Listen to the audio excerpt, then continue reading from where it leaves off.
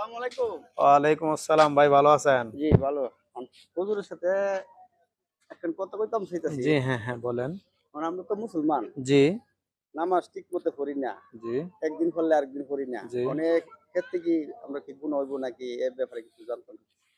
মাশাআল্লাহ, আলহামদুলিল্লাহ। শাস্তির ব্যবস্থার মধ্যে দুনিয়াতে তার ৫টি শাস্তি হবে।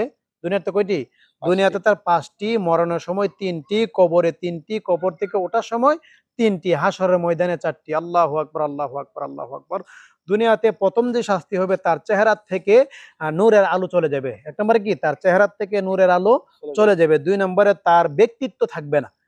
সমাজে তার গুরুত্ব, কোনো ব্যক্তিত্ব তার থাকবে না। ৩ নাম্বারে সে কষ্ট ভোগ করবে, দুনিয়াতে সে ক্ষুধার জ্বালা ভোগ করবে। মরণের সময় যদি নদীর সমস্ত পানিও তার মুখে ঢেলে দেওয়া হয়, তারপরে কি তার তৃষ্ণা মিটবে না। ৪র্থ নাম্বার, তার সন্তানাদি তার কোনো কাজে আসবে না। আসবে না। আর যখন ওই